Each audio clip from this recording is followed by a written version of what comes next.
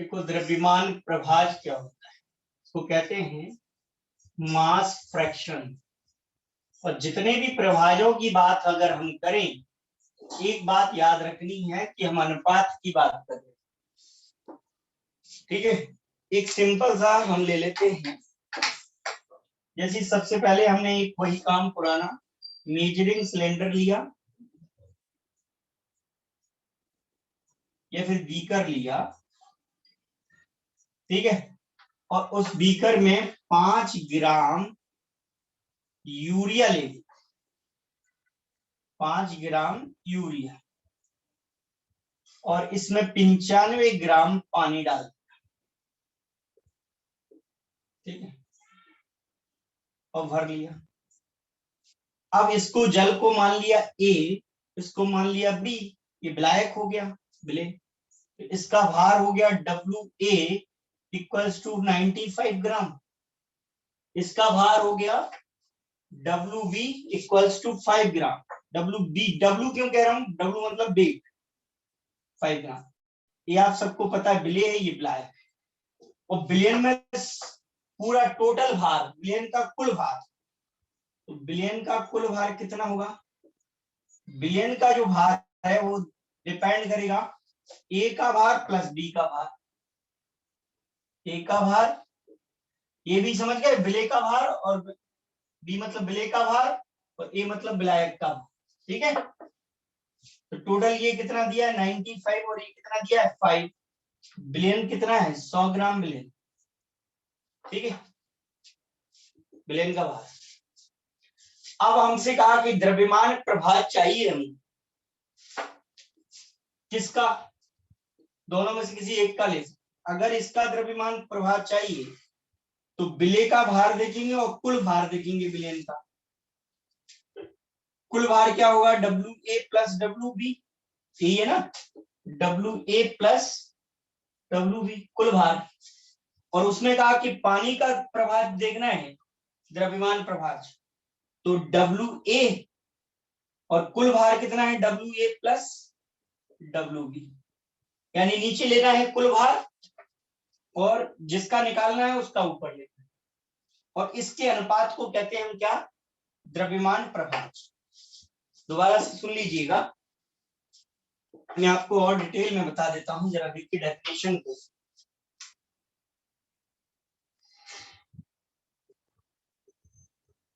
Billion में उपस्थित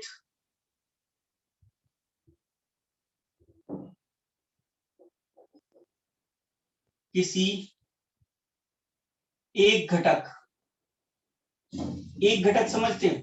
तो दोबारा बताता हूं, ध्यान से समझिए घटक बात क्या है। बिलियन को बनाने के लिए, ये क्या बन गया बेटा? बिलियन को बनाने के लिए जिन पदार्थों की आवश्यकता थी उनको बोलते हैं घटक पदार्थ। ठीक है, तो घटक समझ में आएगा। बिलियन को बनाने के लिए जिन पदार्थों की आवश्यकता है उनको हम क्या बोल रहे हैं? घटक पदार्थ। ध्यान दीजिएगा, बिलियन को बनाने के लिए जिन पदार्थों की आवश्यकता है उनको हमने बोल दिया घटक पदार्थ। ठीक है, उनको हमने क्या बोल दिया है? घटक पदार्थ, बिलियन को बनाने के लिए। ध्यान से समझिएगा। अब हमने कहा बिलियन में उपस्थित किसी एक घटक पदार्थ, एक घटक पदार्थ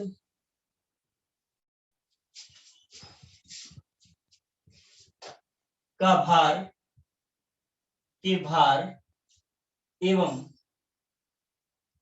बिलियन में उपस्थित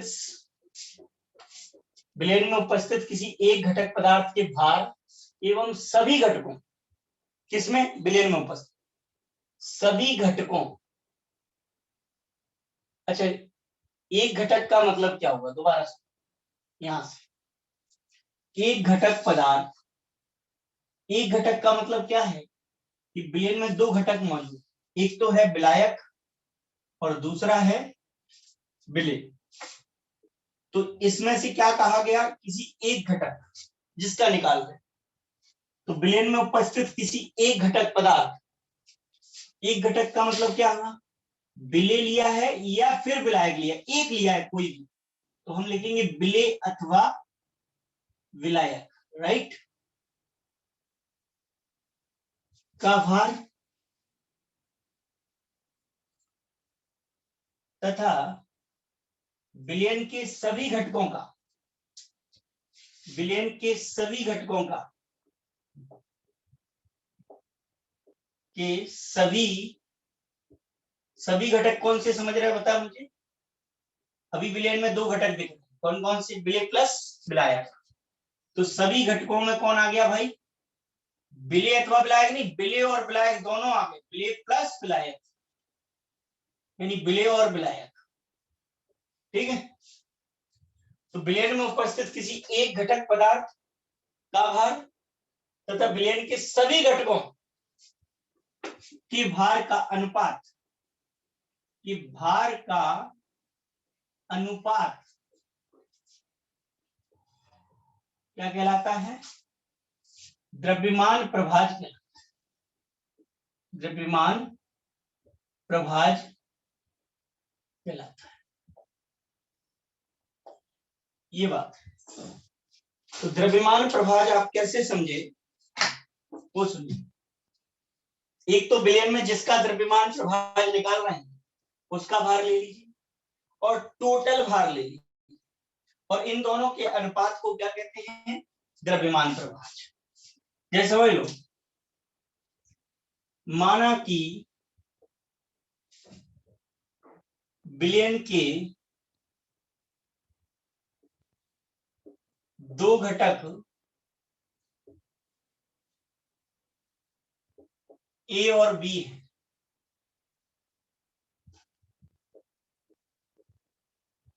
अगर दो घटक कौन है, ए और बी हमने मान लिया, तो ए का भार क्या हो गया डब्ल्यू ए और बी का भार क्या हो गया डब्ल्यू बी। ध्यान से समझिएगा। तो हम किसका निकाल रहे हैं, द्रव्यमान प्रभाज में निकाल लेते हैं, विलय का द्रव्यमान प्रभाज, या फिर एक कौन है विलय बी का द्रव्यमान प्रभाज, या फिर आप सिंपली जान ले पहले कि द्रव्यमान प्रभाज का सूत्र क्या बना लेंगे हम, वो भी सुन लीजिए। तो द्रव्यमान प्रभाज के लिए हम एक सूत्र बना लेंगे सिंपल सा, एक घटक का भार, विलयन के एक घटक का भार, एक घटक कौन समझ गए, विलय या फिर विलायक, कोई एक लेना है। ठीक है, घटक समझ गए ना, वे पदार्थ जो विलयन बनाने के लिए इस्तेमाल किए गए, यानी विलय और विलायक, वो कौन है, घटक पदार्थ। ये बात याद रखें, इस विलयन के घटक पदार्थ कौन है, विलय और विलायक, विलय प्लस विलायक। ये बात ध्यान रखना। तो हम यहां पर कौन सा ले रहे हैं, एक घटक, एक घटक का भार अपॉन विलयन के सभी घटकों का भार। एक घटक समझ गए, विलय का भार या फिर विलायक, और विलयन के सभी घटकों का भार।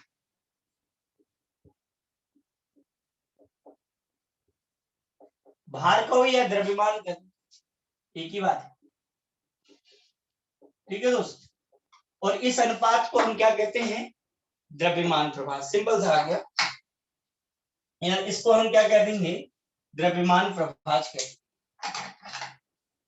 क्या कहना है एक बार और सुन लीजिए, विलयन में उपस्थित एक घटक का भार, मतलब या तो विलय का भार या विलायक का भार, और विलयन के सभी घटकों का भार तथा विलयन के सभी घटकों का कुल भार,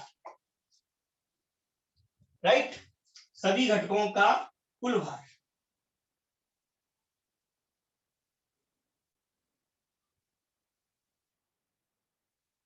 का अनुपात क्या कहलाता है, द्रव्यमान। और देखो बीच में मैं किसी को ज्वाइन नहीं कर सकता, आपको ये बात मालूम है। द्रव्यमान प्रभाज में आपको एक बात आ गई सामने कि विलयन में उपस्थित किसी एक घटक पदार्थ का भार, एक घटक पदार्थ का भार, और विलयन के सभी घटकों पदार्थों का कुल भार। कुल मतलब टोटल, तो मैं यहाँ पर कुल लिख देता हूं, अगर आपको कुल शब्द लिखना है तो। विलयन के सभी घटकों का भार भी एक ही बात है, विलयन के सभी का कुल भार, ये बात है। ठीक है, अब इसी चीज को अगर मुझे पर्टिकुलर किसी का निकालना है, जैसे मुझे विलय का द्रव्यमान प्रभाज, विलय कौन है, बी का द्रव्यमान प्रभाज, तो क्या कहूंगा बताओ, ऊपर कहूंगा विलेय का भार, राइट, अपॉन, यहाँ विलेय एक घटक का मतलब क्या है, विलेय अथवा विलायक का भार, राइट राइट बेटा, कोई एक लेना है।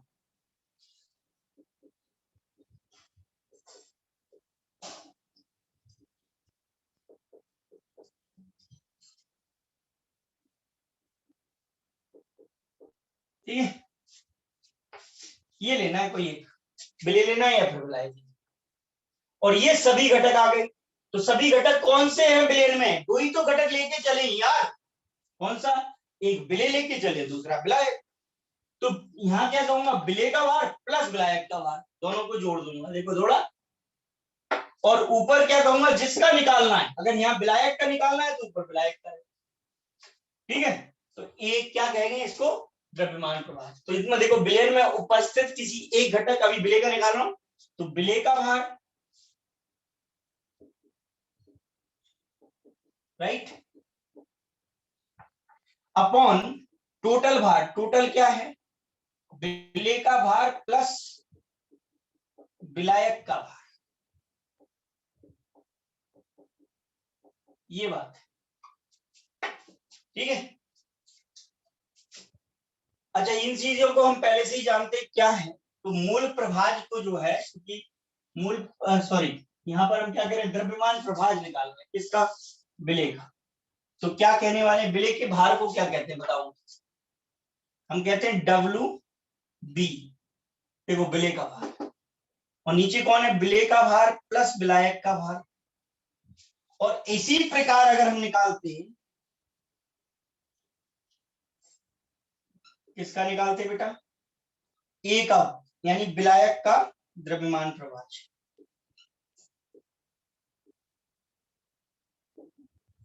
तो क्या कहते हैं, तो हम जिसका निकाल रहे हैं उसको ऊपर लिख देते, किसका, विलायक का भार। और कुल भार क्या है, कुल में तो दोनों आते हैं, विलेय भी और विलायक भी, राइट। तो डब्ल्यू ए प्लस या W B plus W A, एक ही बात। तो ये दोनों का निकला है, विलेय का द्रव्यमान प्रभाज और विलायक का भी निकला है। अगर जैसे इस सवाल में हमसे कहता कि एक विलेय है 100 ग्राम, उसमें 5 ग्राम यूरिया है और जो 95 ग्राम पानी में घुला है, तो हमसे कहता कि यूरिया का निकालो। तो यूरिया को हम विलेय माने तो ऊपर कह देते यूरिया का भार 5 और नीचे निकाल देते 5 प्लस 95, दैट इज 100। तो जो आया 1/20 वो किसका द्रव्यमान प्रभाज निकल आया, विलेय का, समझ में आ गया। और ऐसी विलायक का पूछता तो क्या करते, विलायक का ऊपर 95 पानी कितना लिया है 95, और नीचे क्या आता 5 प्लस 95 मतलब 100, इसको काट लेते आप, ठीक है। और जो भी आ जाएगा वो किसका आ जाएगा, विलायक का द्रव्यमान प्रभाज आ जाएगा। और एक खास बात याद रखो, द्रव्यमान प्रभाज को 100 से गुणा कर दो तो ये द्रव्यमान प्रतिशत बन जाता है। द्रव्यमान प्रभाज को 100 से गुणा कर दो तो ये क्या बन जाता है, द्रव्यमान प्रतिशत बन जाता है, इसी प्रकार से, ठीक है। और इतना नहीं करो तो क्या है ये अभी द्रव्यमान प्रभाज है, ये याद रखो, ठीक है। अगर सबको ये आ गया तो थोड़ी बात आगे की भी कर लेते, तो आप इसको नोट कर लीजिए, पहले तो कर लीजिए फटाफट से, फास्ट, ओके। तो हम क्या करें कि अभी हमें पढ़ना है मूल प्रभाज। तो मूल और भार में अंतर क्या है, जहां जहां भार लिखा है वहां मूल का बात करेंगे, ठीक है। तो ये सब मैं हटा देता हूं नीचे से,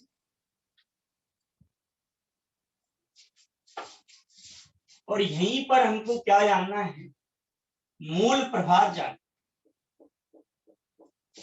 देखो जहां बाहर अभी क्या जाना, भार प्रभाज, भार मतलब द्रव्यमान प्रभाज, और अब किसका प्रभाज जानना है, मूल प्रभाज। तो जहां शब्द प्रभाज नाम ले दिया मतलब समझो अनुपात की बात हो गई, राइट।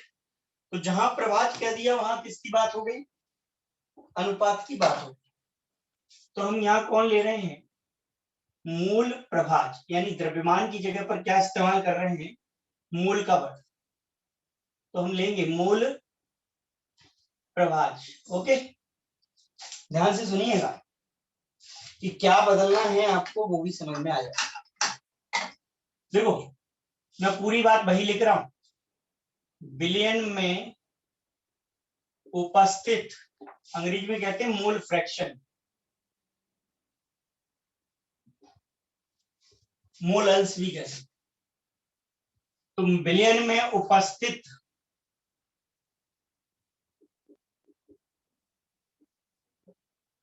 किसी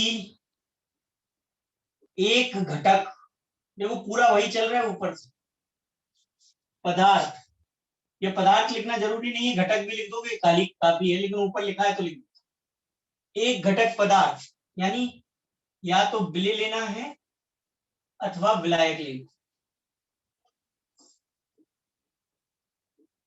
लेकिन दिक्कत कहां है, जहां हमने भार इस्तेमाल किया है, जहां हमने क्या कहा है भार, वो भार नहीं लेना है, क्या लेना है, मोलों की संख्या के,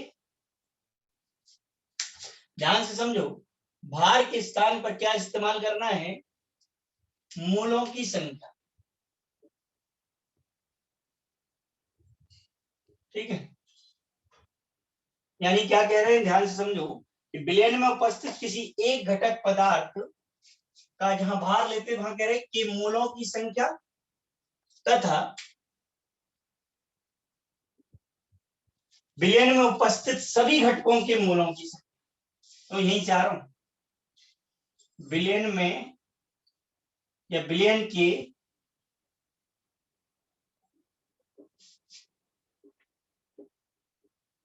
सभी घटकों, सभी घटकों कौन कौन हो गए बेटा, विलय भी हो गया प्लस विलायक।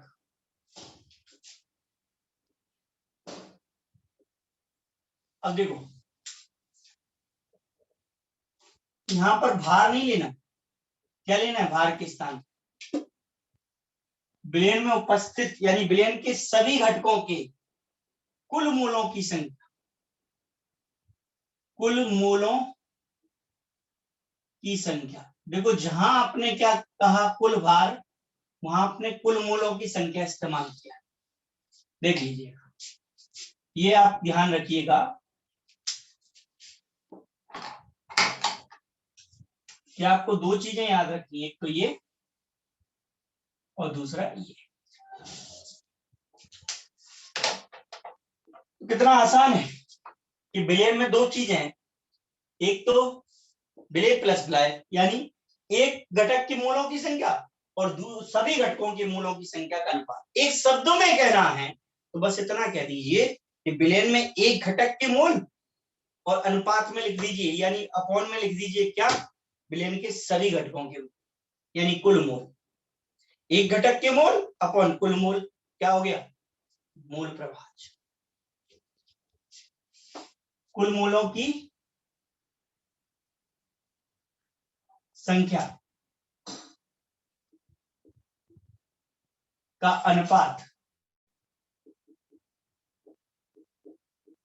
क्या हो गया बेटा, द्रव्यमान प्रभाज की जगह हो जाएगा मूल प्रभाज। कोई नहीं,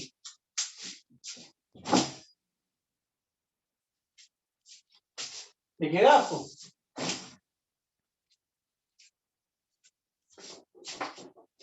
तो अनुपात क्या हो जाएगा, मूल प्रभाज हो जाएगा।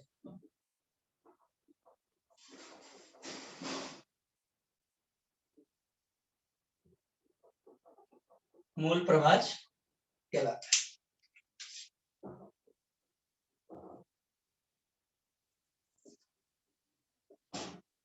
ठीक है, ये बात, और ये बात याद रखो, मूल प्रभाज को जो है हम x से प्रदर्शित करते हैं, इसे x से प्रदर्शित करते हैं या दर्शाते हैं।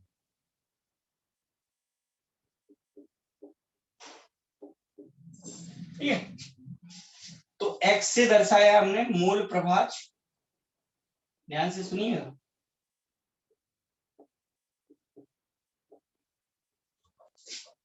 किससे दर्शाया, x से। क्या हो गया, ध्यान से समझो सूत्र क्या बना, एक घटक के मूलों की संख्या सभी घटकों के मूलों की कुल संख्या, राइट। एक घटक के मूलों की संख्या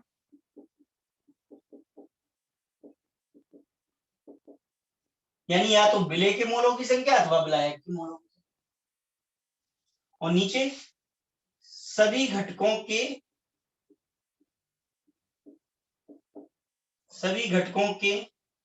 कुल मूलों की संख्या, मतलब विलेय की मूलों की संख्या प्लस विलायक के मूलों की संख्या, सभी घटकों के कुल मूलों की संख्या। अब इसी चीज को अगर मैं कहता कि मैं विलेय का मूल प्रभाव जानना चाहता हूं, विलेय का मूल प्रभाव, तो विलेय को क्या कहते हो आप, विलेय को आपने क्या माना है, बी माना है, तो विलेय के मूल प्रभाव को आप मान लोगे एक्स, ऊपर क्या कहोगे बताओ, ऊपर कहने वाले हैं आप विलेय के मूलों की संख्या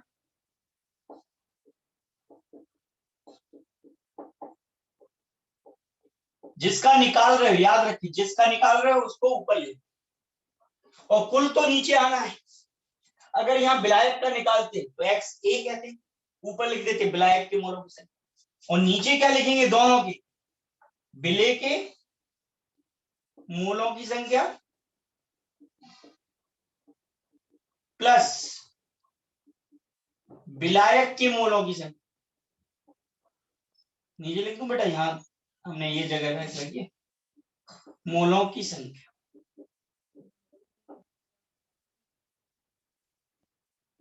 यानी सभी घटक आ गए, विलेय और विलायक दो ही हैं, दो घटक लिए हैं अगर हमने, तो विलेय की हमने कहा था, विलेय माना कि विलेय के दो घटक कौन है, ए और बी, तो विलेय के मूलों की संख्या ऊपर विलेय का निकालना है, विलेय के मूलों की संख्या प्लस विलायक दोनों की, यानी इसको मैं ऐसे लिख सकता हूं एक्स बी, आपको ये पता होना चाहिए विलेय के मूलों की संख्या को कैसे दर्शाएं, तो विलेय के मूलों की संख्या को कहते हैं एन, और किसके मूलों की संख्या, विलेय मतलब बी के, फिर नीचे देखो विलेय के मूलों की संख्या वही एन बी, फिर नीचे देखो विलायक के मूलों की संख्या, विलायक को क्या माना आपने, ए, यानी क्या लिखोगे एन ए, क्लियर, ये बात करेंगे, यानी एक्स बी इक्वल्स टू विलेय के मूलों की संख्या एन बी, और फिर विलेय के मूलों की संख्या एन बी और विलायक के मूलों,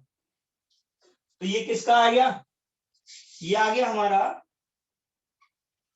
विलेय का मूल प्रभाव, किसका आ गया, विलेय का मूल प्रभाव। एक चीज आपको जानना चाहिए, एक सूत्र आपको आना आता है पहले से, विलेय के रोज पढ़ते हैं ना हम कंसंट्रेशन टर्म में, मूलों की संख्या, यानी क्या, विलेय मतलब बी और संख्या मतलब नंबर एन, संख्या को नंबर मतलब नंबर को किससे दर्शाते हैं, एन से, और किसके नंबर है, विलेय के मूलों की संख्या तो एन बी, क्या होता है आपको पता है, आपने पढ़ा हुआ है, विलेय का भार अपॉन विलेय का अनुभार, अरे जिसके भी मूलों की संख्या ज्ञात करोगे उसका भार और अनुभार, जैसे हम कहते हैं NaOH के मूलों की संख्या, तो यहाँ कहते हैं NaOH का भार और NaOH का अनुभार, तो भार को क्या कहते हैं, वेट, और किसका, विलेय का भार अपॉन विलेय का अणुभार, मॉलिक्यूलर वेट विलेय का, समझ गए।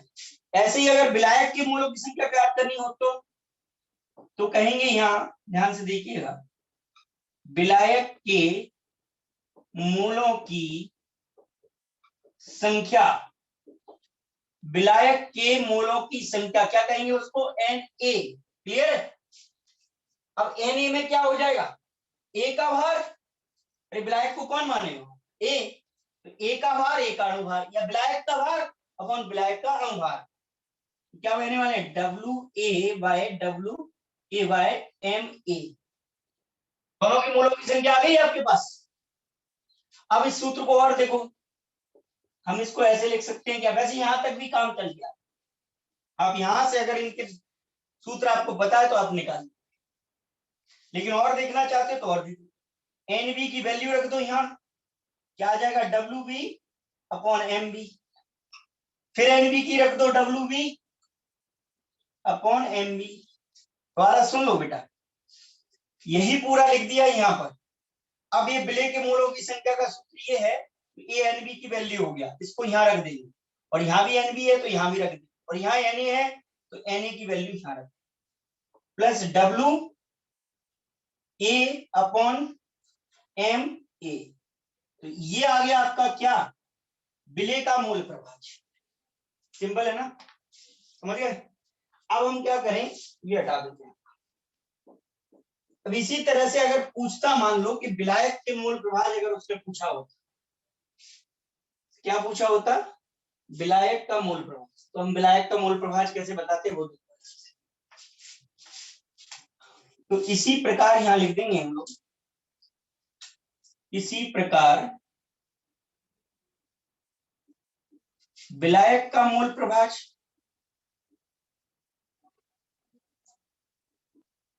अब मुझे ये बताना होगा आपको कि विलायक को क्या माना है आपने, वो याद रखना है, ए माना है। तो विलायक के मूल प्रभाज को x ये कह दूंगा। अरे मूल प्रभाज कौन है, x, और अगर विलय का है तो x भी, और विलायक का है तो x से। अब इसी तरह से कहना है, तो ध्यान से सुनो, ये सूत्र में क्या हो जाएगा, बस यहाँ विलय की जगह लिख दोगे विलायक के मूलों की संख्या, और नीचे विलय के मूलों की संख्या प्लस विलायक के, यानी यहाँ तो नीचे कुल आना है और ऊपर वो आना है जिसका निकाल रहे हो।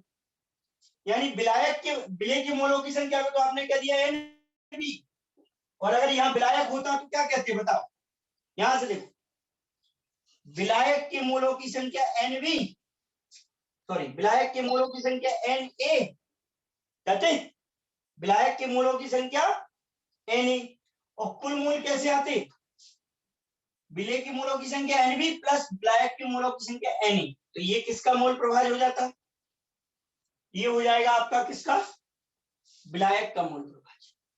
अब इसमें आप पूरा मान रखना चाहें अगर, आप इससे भी निकाल सकते हो, ये सूत्र आ गया।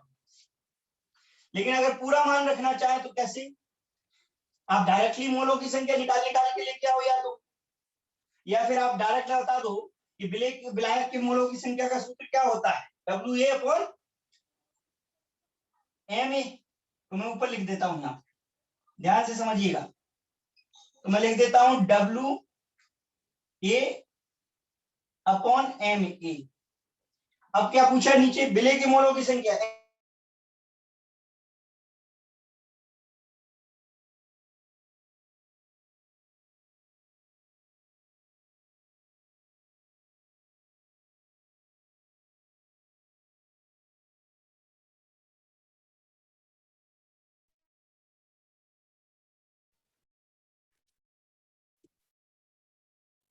इस समय आपको ज्वाइन हो गए तो ये परेशानी का विषय बनेगा, ध्यान रखना है।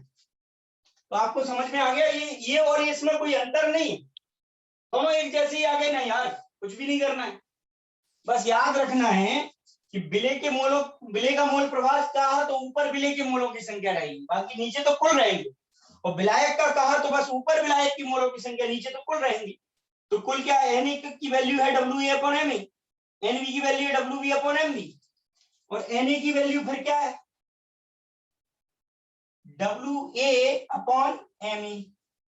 तो ये आ गया आपका, आप कोई भी सूत्र इस्तेमाल कर सकते हो दोनों में से, ये आ गया आपका, अथवा लिख रहा हूं, और ये आ गया आपका क्या, विलायक का मूल प्रभाज। तो ये है विलय का मूल प्रभाज, ये विलायक का मूल प्रभाज।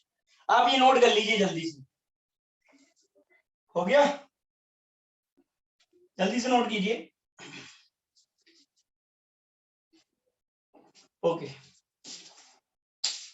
अब मैं क्या कर रहा हूं, ये क्वेश्चन ले रहा हूं, एग्जांपल ले रहा हूं, जिससे मैं आपको ये बता सकूं कि किस तरह से मूल प्रभाज जो है हम निकाल देंगे।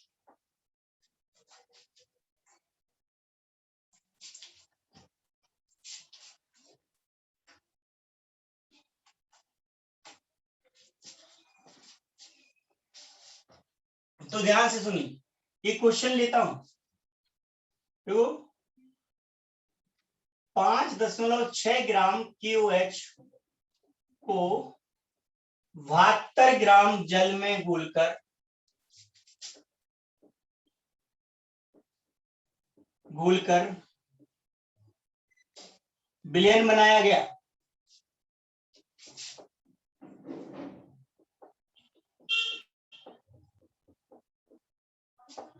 विलयन में QH की मूलों की संख्या ज्ञात करो। विलयन में QH की मूलों की संख्या ज्ञात करो।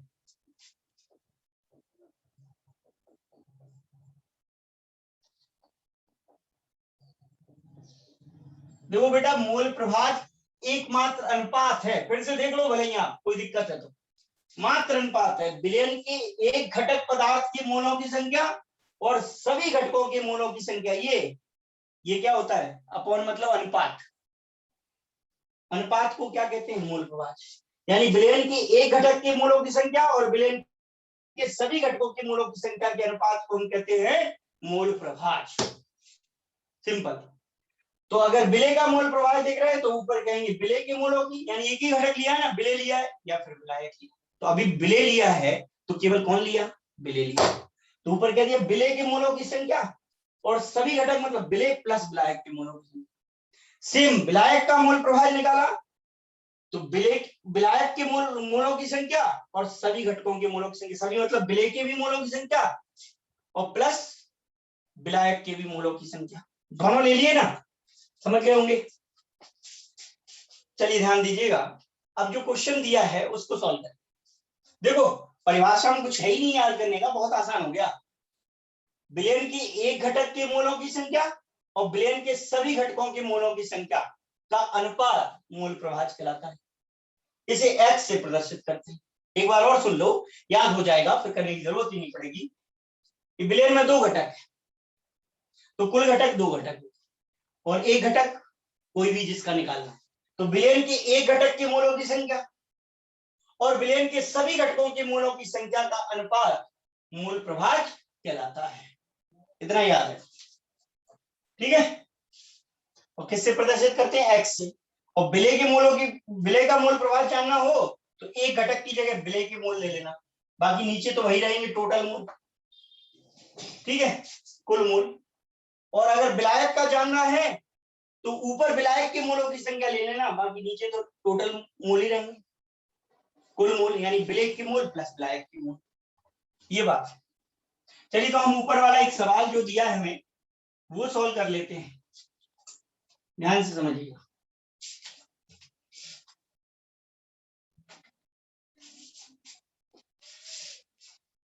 देखिएगा, तो हम सबसे पहले क्या करें, ये जो बीकर दिया है हमें, इसमें हम क्या लेने वाले हैं? 5.6 ग्राम QH, 5.6 ग्राम QH। ये सारा मैं हटा ही देता हूं, आपको डिस्टर्ब नहीं करेगा।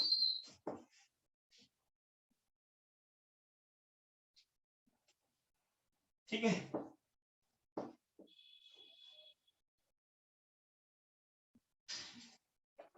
और 5.6 ग्राम QH को हमने कहा डाल दिया है? 72 ग्राम जल में।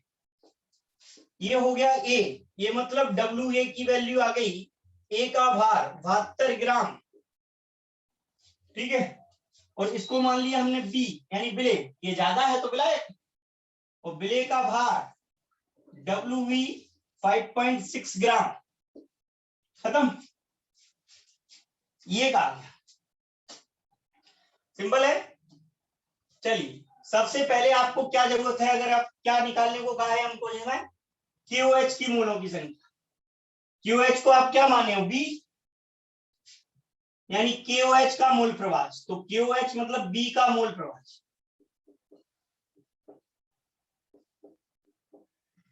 आपको ये निकालना है, तो क्या मोल प्रभाज को कहते हैं X, किसका निकाल रहे हो? B का, यानी KOH का। आप B ना लिखकर यहाँ पर KOH भी लिख सकते हैं ऐसे, ठीक है, ये निकाल रहे हैं। तो क्या होगा? QH के मोलों की संख्या बताओ, QH को क्या माना आपने? B, तो QH के मोलों की संख्या क्या होगी? NB, और टोटल मोल क्या होंगे? NB प्लस Na, ठीक है। तो सबसे पहले हमें यहाँ एक चीज चाहिए कि QOH के मोलों की संख्या, अब KOH के मोलों की संख्या क्या है भाई? NB। NB क्या होता है बताओ मुझे? अरे यार मोलों की संख्या का सूत्र तो हम सबको आना है।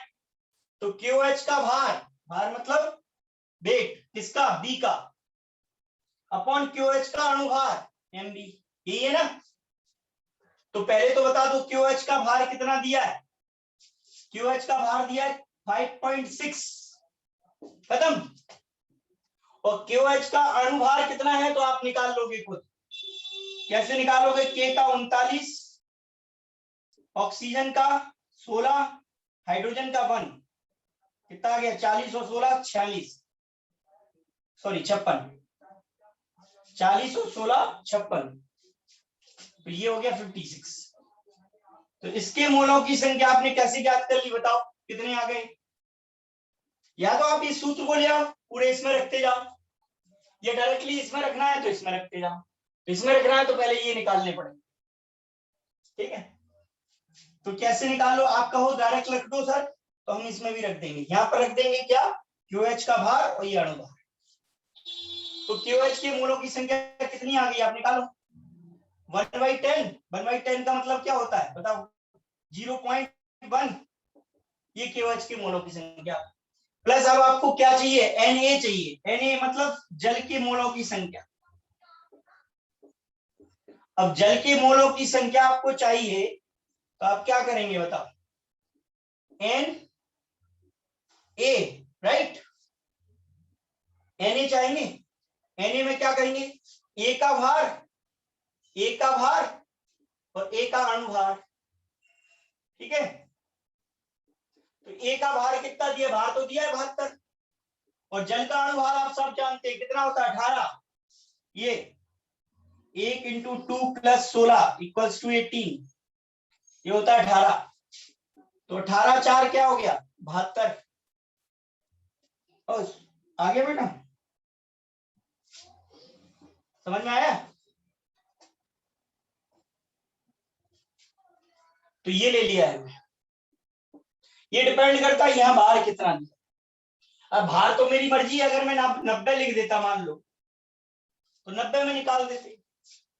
तो ये आप पर डिपेंड करता है भार क्या दिया। अणुभार तो सेम ही है, ये मैं बदल रहा हूं, आपकी मर्जी है नहीं बदलना, 72 से करिए। लेकिन मैं बता रहा हूं आपको भार जो दिया है वो आप यहां ले सकते हो। लो मैंने ले लिया 18, वो 90 ले लिया, एक ही बात है। 18 5 90, अभी 4 ले 72 लेते 4 आ जाता। अब क्या है यहाँ पर वैल्यू रख दो। एनवी की वैल्यू क्या कह रही? 0.1, और एनवी क्या कह रहा है फिर से? 0.1। देखो ये निकाल के लाए हैं, एनवी 0.1 और प्लस एनए कितना कह रहा है? 5।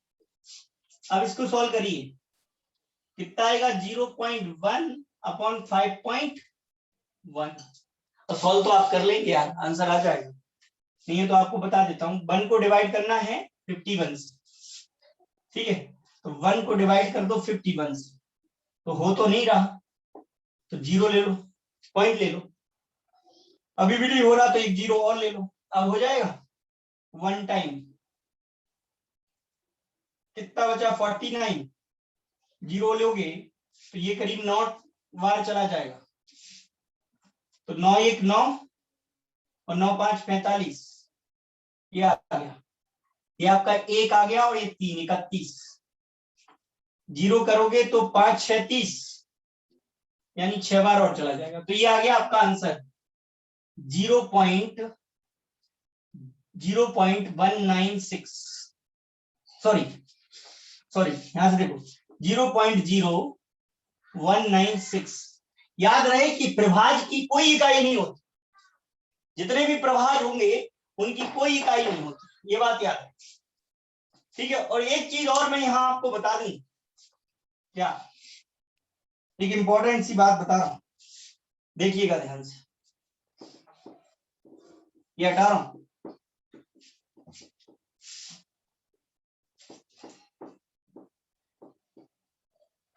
अगर वो हमसे एक चीज नोट कर लेना आप, ये आपके काम की, XA plus XB equals to 1, आप कहेंगे कैसे? और मैं कहूंगा एक्स ए की वैल्यू क्या है, एक्स ए की वैल्यू अभी मिटा दी मैंने, क्या थी, N A upon N B plus N A, ठीक है, प्लस एक्स बी की वैल्यू क्या है, एक्स बी की ये लिखिए N B upon N B plus N A. अब आप इसको सॉल्व करोगे तो क्या आएगा, वन आएगा कि नहीं आएगा, क्यों, ले लो N B plus N A, ये कैंसिल हो गया, क्या बचा ऊपर एन ए, इससे फिर ये कैंसिल हो गया, क्या बचा एन बी। अब बताओ ये काट दो, क्या आ जाएगा, वन आ जाएगा। तो यही कह रहा था मैं, क्या होता है X C plus X B one होता है, यानी बिलियन का कुल मूल प्रभाज कितना होता है, एक, ठीक है। अगर इसमें से एक्स सी निकालना है मान लीजिए, तो ये क्या होगा, वन माइनस एक्स बी। पहले तो आप ये बताइए कि जो ऊपर मूल प्रभाज बताया, अब ये क्या है, प्रभाज है, इसीलिए कभी भी आंसर जो है वन नहीं आएगा, वन से कम आएगा, एक का। आप अगर यहां मान लो पानी का निकालना चाहते हो, देखो आप यहां पर किसका मूल प्रभाज निकालना चाहते, अभी तो सवाल में किसका पूछा है, केवल सवाल में पूछा है केवल KOH का, लेकिन मान लीजिए अगर आप पानी का भी निकालना चाहते हैं, पानी का मूल प्रभाज निकालना चाहते हैं, तो पानी का ए, अब क्या लेंगे, ए के मोलों की संख्या बी के प्लस ए की, यही ना, रख दो, ये ना पानी का मूल प्रभाज, चाहो तो आप लिख दो जल का मूल प्रभाज। इसी सवाल में जो ऊपर दिया है, केवल यहां पर बिलियन में QH की जगह क्या लिखा होता है, जल का मूल प्रभाज। कैसे बताते हैं, जल के मोलों की संख्या कितनी आई, जल के मोलों की डायरेक्ट देखो, 5 प्लस ये कितना हो गया, 0.1 प्लस 5 KOH की, ये हो जाता 5/5.1, ये होता, आप इसको भी निकाल लो, ये भी 1 से कम आएगा, ठीक है, मतलब बाकी का ये आएगा और ये आएगा, दोनों को मिला दोगे तो क्या हो जाएगा, एक, कुल मोल प्रभाज एक, इसकी कोई इकाई नहीं है। अब एक सवाल और ले रहा हूं, आप इसको नोट करिए, मैं आपको एक सवाल और, ठीक है, मैं सवाल हटा रहा हूं।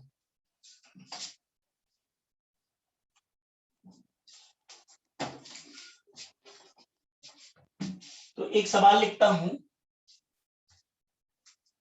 ध्यान से सुनिएगा,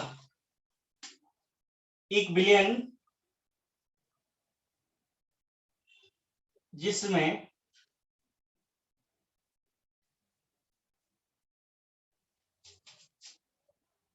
बानवे ग्राम इथेनॉल, इथेनॉल समझते हैं, थाइल अल्कोहल C2H5OH, लो सूत्र भी लिख दिया मैंने,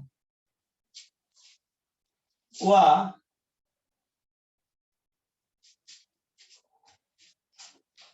72 ग्राम, ध्यान से समझ, जल है, बिलियन में यह एक बिलियन जिसमें 92 ग्राम इथेनॉल और 72 ग्राम जल है, इथेनॉल व जल का मूल प्रभाज ज्ञात करो, इथेनॉल व जल का मूल प्रभाज ज्ञात करो।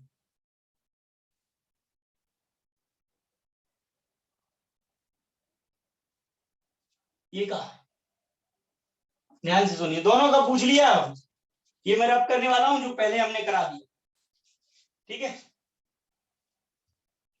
देखो कितना काम है, ये सारी कैलकुलेशन यहां से रब कर दूंगा और इस सोल्यूशन को बना लेता हूं, जरा ध्यान से सुनिए।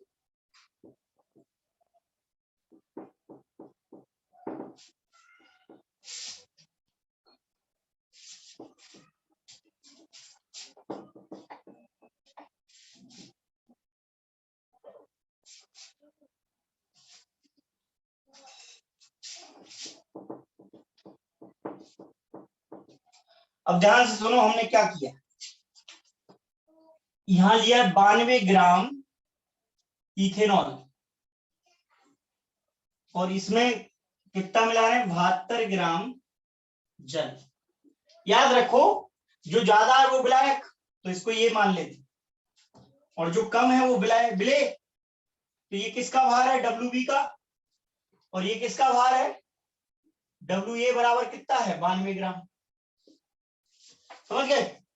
अब एक बात और जरूरत पड़ेगी, जल का अणुभार यानी MB की जरूरत पड़ेगी। आप तो आपको पता है 18 होता है। और इथेनॉल का कैसे निकालोगे, ये सूत्र दिया है।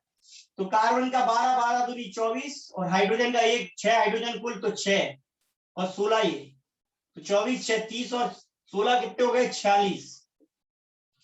तो इथेनॉल का अणुभार यानी MA कितना हो गया, 46।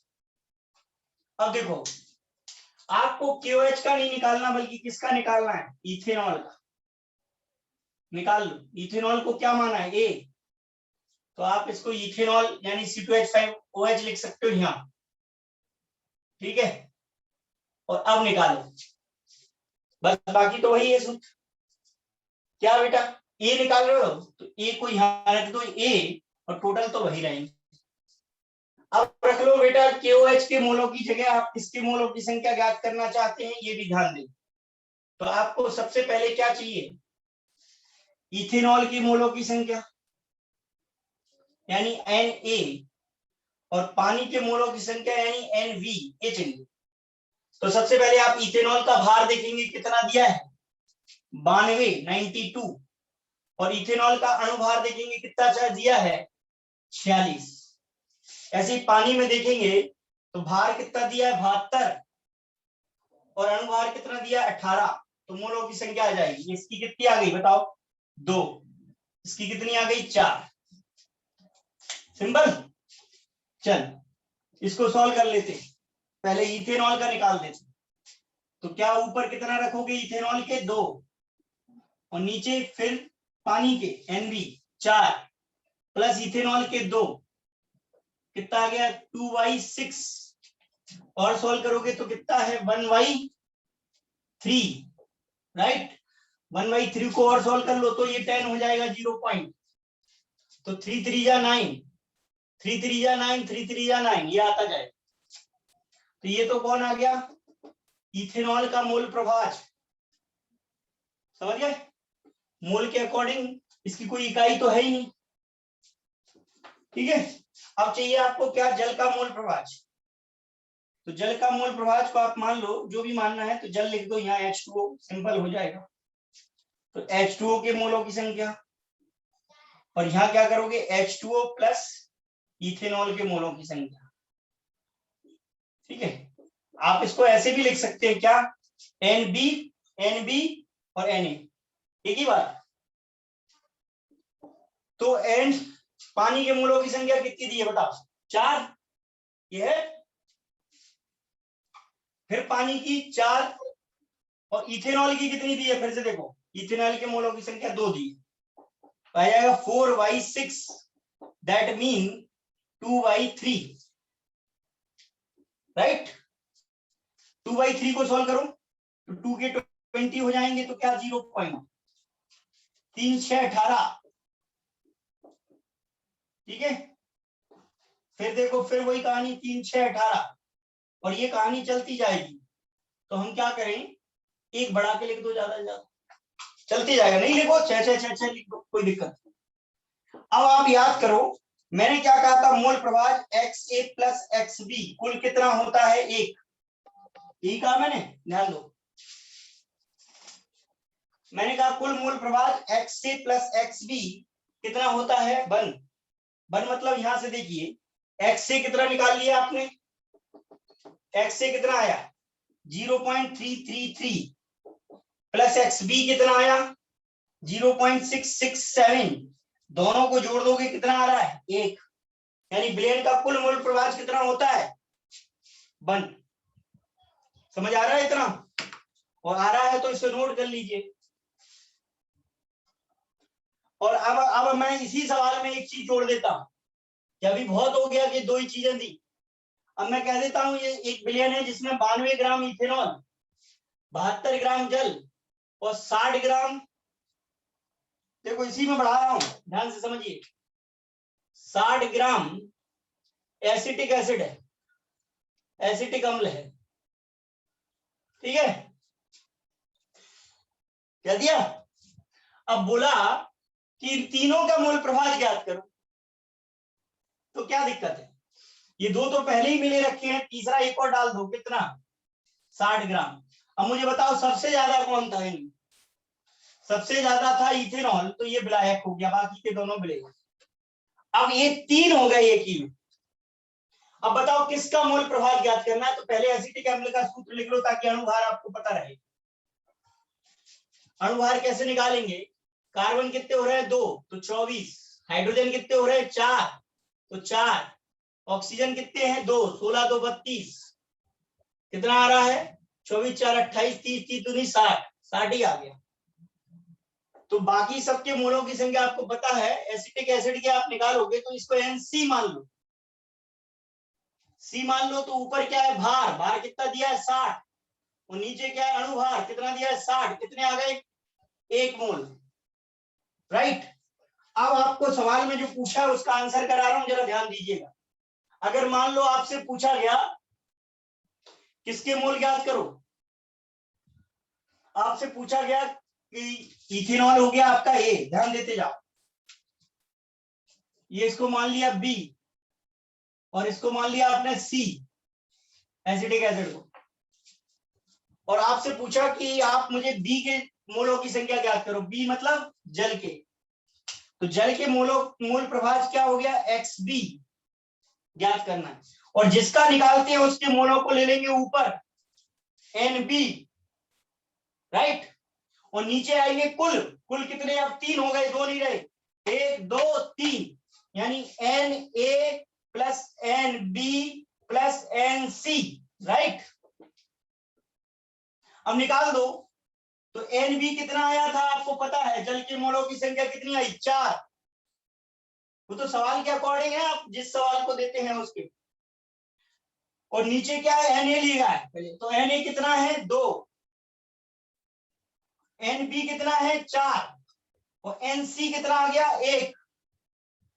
तो 4/7 आप निकाल लोगे तो ये आ जाएगा किसका मोल प्रभाव? जल का मोल प्रभाव। किसमें? ये 3 वाले 3 पदार्थों के विलयन।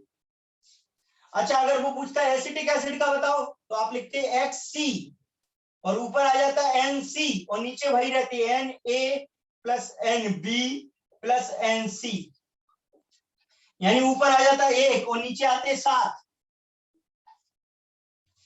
यानी तीनों को जोड़ोगे तब 1 आएगा।